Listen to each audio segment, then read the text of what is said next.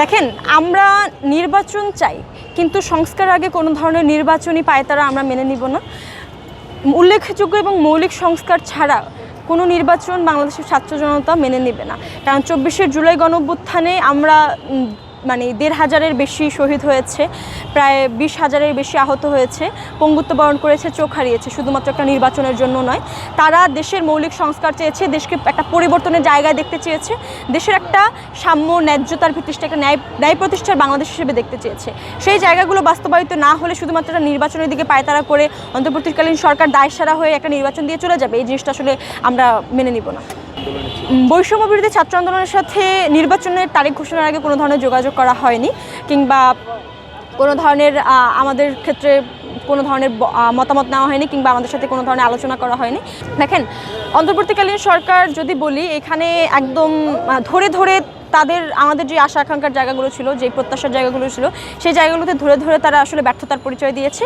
সেক্ষেত্রে সেটা হোক জুলাই সনদ কিংবা জুলাই ঘোষণাপত্রের ক্ষেত্রে, সেটা হোক আহত শহীদ পরিবারদের পুনর্বাসনের ক্ষেত্রে, সেটা হোক আমাদের আহত ভাইদের চিকিৎসা নিশ্চিতের ক্ষেত্রে, সেটা হোক গণহত্যার বিচার নিশ্চিতের ক্ষেত্রে, সেটা হোক মৌলিক সংস্কারের ক্ষেত্রে।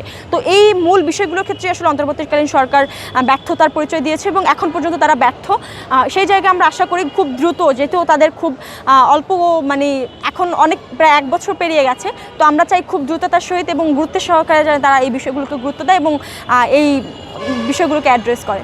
আমি যদি বলতে চাই যে 24শে জুলাই গণঅভ্যুত্থানের সময় বাংলাদেশের ঐতিহাসিক এক ব্যানার কিংবা প্ল্যাটফর্ম বৈষম্য বিরোধী ছাত্র আন্দোলন, সেখানে বাংলাদেশের সবগুলো রাজনৈতিক দল তাদের রাজনৈতিক পরিচয় ফেলে, সবগুলো রাজনৈতিক ছাত্র সংগঠন কিংবা অনেক একদম শেষের দিকে আমরা দেখেছি যে সাংস্কৃতিক ব্যক্তিত্ব, সাংস্কৃতিক সংগঠনগুলো আমাদের সাথে নেমে এসেছে। তো সেই জায়গা থেকে যদি বলতে চাই যে 24শে জুলাই গণঅভ্যুত্থানের সবগুলো ব্যানারকে, সবগুলো মানুষকে আসলে একত্রিত করেছিল, সেটা হচ্ছে বৈষম্য বিরোধী ছাত্র আন্দোলনের এই ব্যানারটা। তো 24 পরবর্তী সময়ে নানা প্রয়োজনে নানাবিধ ব্যানার, নানাবিধ সংগঠন তৈরি হয়েছে, সৃষ্টি হয়েছে।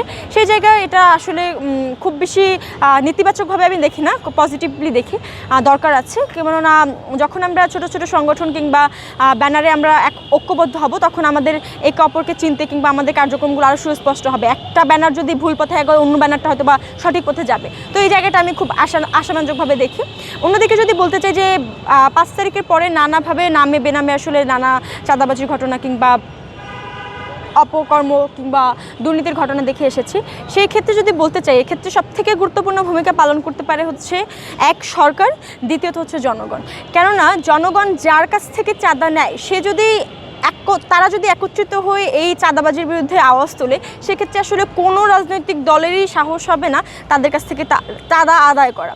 এবং দ্বিতীয়ত যদি বলি, সরকার এক্ষেত্রে কেন জানি না খুব একটা কার্যকরী ভূমিকা পালন করতে পারছে না।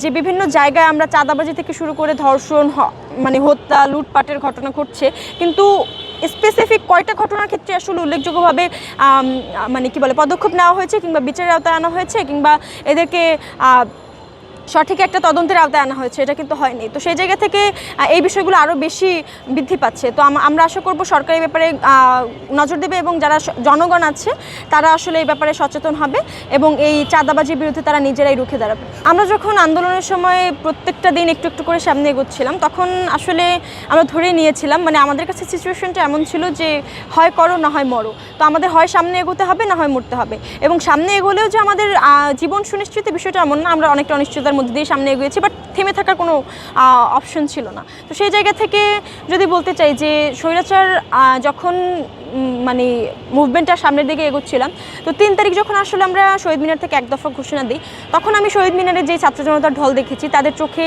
মুখে যেই আশা দেখেছি, আকাঙ্ক্ষা দেখেছি, তারা যেই দাবি বাস্তবায়নের জন্য নেমেছে, তারা কেউ আসলে বাঁচতে শহীদ মিনারে আসেনি, তারা সবাই মরতে এসেছে। তো এত ছাত্র জনতার রক্ত মারিয়ে শেখ হাসিনা যে কখনো ক্ষমতায় টিকে থাকতে পারবে না, এটা নিশ্চিত ছিল।